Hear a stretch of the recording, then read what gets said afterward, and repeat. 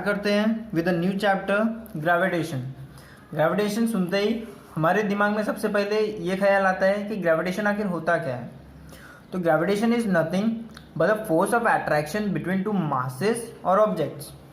जैसे अगर ये एक ऑब्जेक्ट है जिसका मास है m1 और ये है दूसरा ऑब्जेक्ट जिसका मास है m2, तो इनके बीच का जो फोर्स ऑफ अट्रैक्शन होता है उसे हम ग्रेविटी कहेंगे।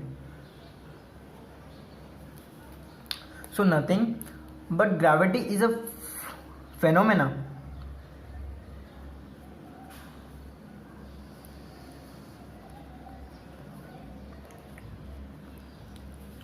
of attraction between two masses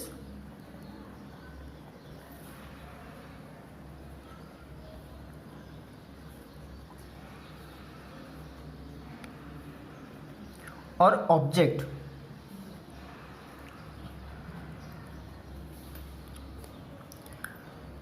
मतलब इसके बीच इसका जो मास होगा और इसके जो मास होगा वो एक दूसरे को अट्रैक्ट करेगा, वो जो फोर्स ऑफ अट्रैक्शन होगा उसे हम ग्रेविटी कहेंगे।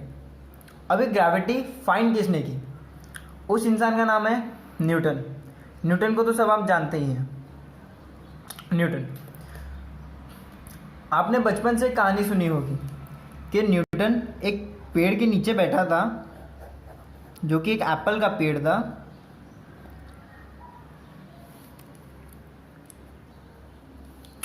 और एप्पल उसके सर पर गिरा। एप्पल है वो सिर्फ अर्थ पर ही क्यों गिरा, आसमान की तरफ क्यों नहीं उड़ गया? उसने इस चीज़ के ऊपर बहुत रिसर्च किया और उसे एक फोर्स ऑफ अट्रैक्शन मिला हमारी अर्थ से, जिसे उसने ग्रेविटेशनल फोर्स ऑफ अट्रैक्शन कहा।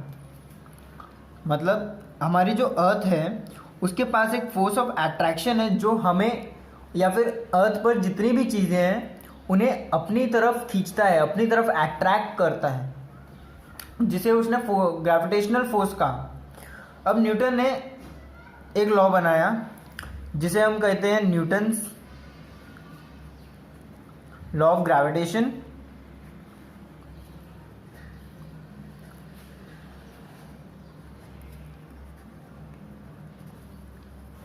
या फिर universal law of gravitation.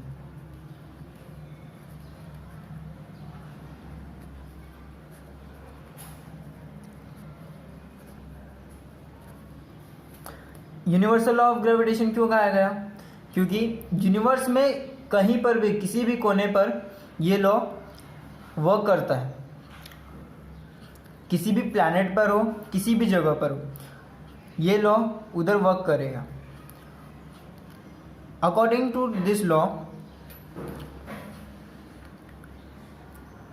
To masses और ऑब्जेक्ट, अगर ये एक ऑब्जेक्ट है और ये दूसरा ऑब्जेक्ट है, इसका मास है m1 और इसका मास है m2, और इनके बीच का जो डिस्टेंस है वो है d।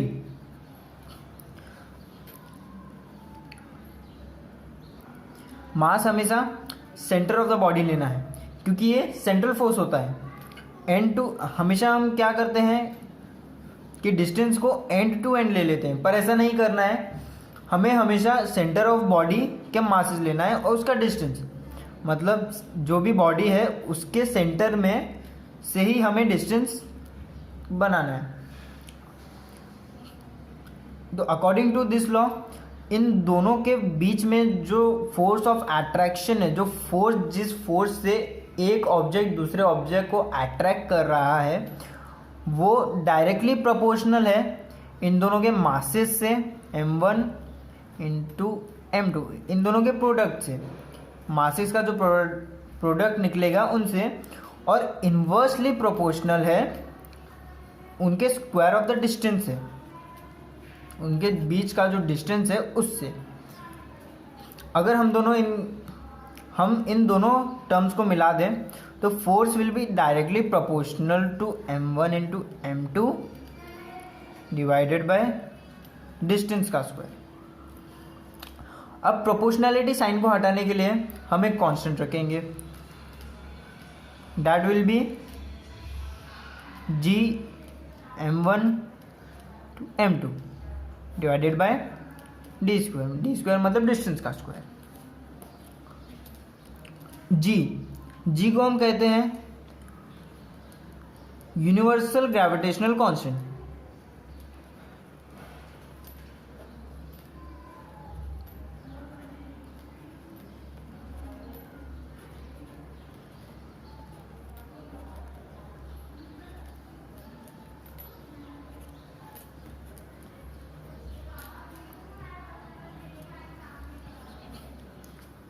सो ये लॉ क्या बना, चलिए देख।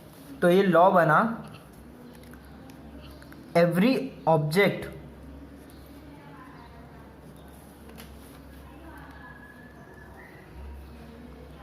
Of the universe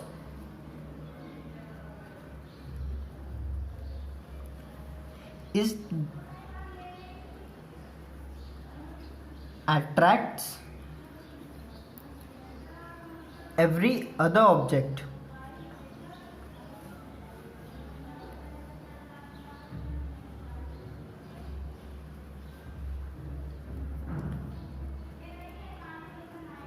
with the force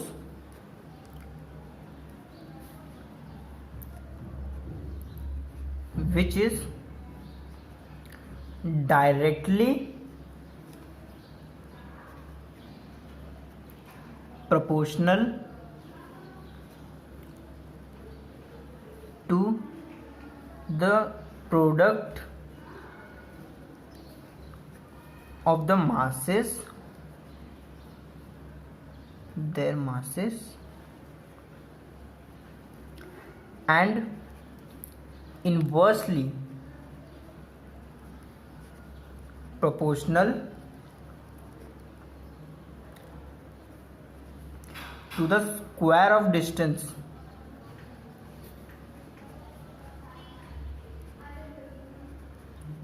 between them। अगर हम इस लॉ को एक्सप्रेस करते हैं फॉर्मूला के टर्म में तो यही निकलेगा कि force directly proportional to product of the masses, मतलब उन दोनों के मासेस का प्रोडक्ट m1 m2, और force is inversely proportional to square of distance between them. Sorry, force 1/, तो हमें मिलाकर यही मिला, इन दोनों को मिलाकर के force m1 m2 divide by D square का है। और इससे जैसे कि मैंने पहले बताया था ग्रेविटेशनल कांस्टेंट लगाया प्रोपोर्शनैलिटी साइन के लिए, साइन को हटाने के लिए। Force is equal to G m1 m2 by D square. ये है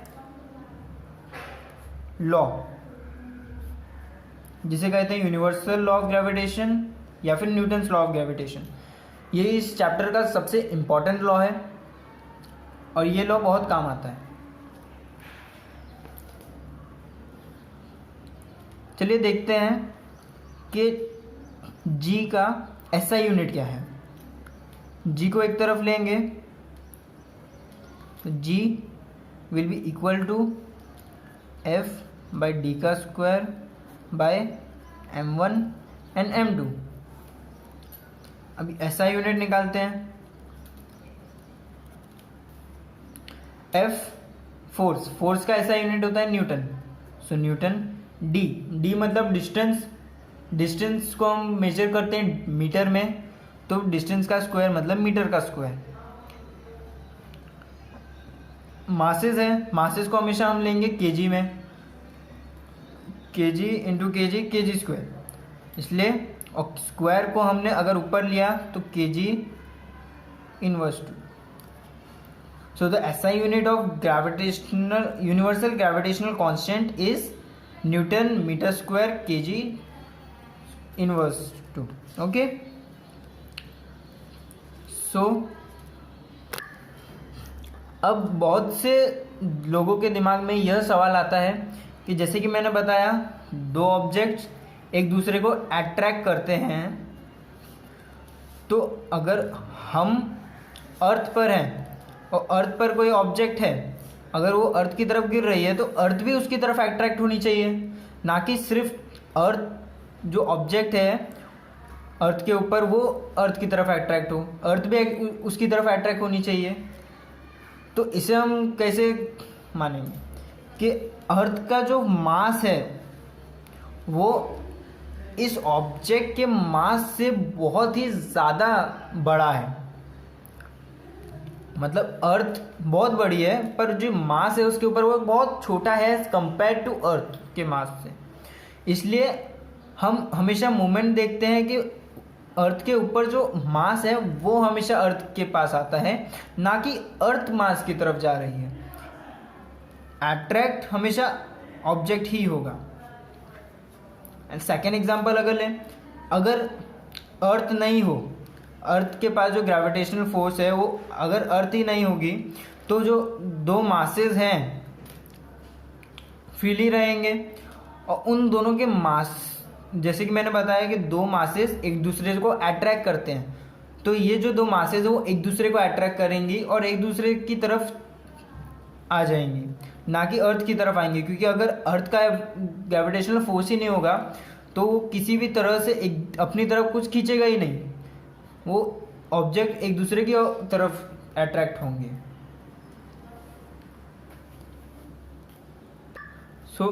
अब हम पूरे जितना मैंने पढ़ाया उसे एक बार फिर से रिवाइज करते हैं। ग्रेविटी क्या होता है? दो मासेस के बीच का अट्रैक्शन, उसे ग्रेविटी कहते हैं। और न्यूटन ने एक लॉ बनाया जिस लॉ के हिसाब से दो मासेस एक दूसरे को अट्रैक्ट करते हैं, और जो दोनों मासेस का जो डिस्टेंस होता है उसके इन्वर्सली प्रोपोर्शनल होता है उन दोनों के फोर्स ऑफ अट्रैक्शन, जिस फोर्स से वो अट्रैक्ट कर रहे हैं, और डायरेक्टली प्रोपोर्शनल होता है उन दोनों मासेस का प्रोडक्ट। उस प्रोडक्ट जब ये बनता है तो उस लिए ग्रेविटेशनल कांस्टेंट रखते हैं प्रोपोर्शनैलिटी साइन को हटाने के लिए। ओके स्टूडेंट्स, तो आज का लेक्चर हम यही ख़त्म करते हैं। Thank you for watching our video. अगर आपको ये क्लास अच्छी लगी हो तो हमारे चैनल को सब्सक्राइब कीजिए, वीडियो को लाइक कीजिए। आप हमें इंस्टाग्राम पर भी फॉलो कर सकते हैं, लिंक डिस्क्रिप्शन में दी हुई है। For latest update of our channels press the bell icon. Thank you.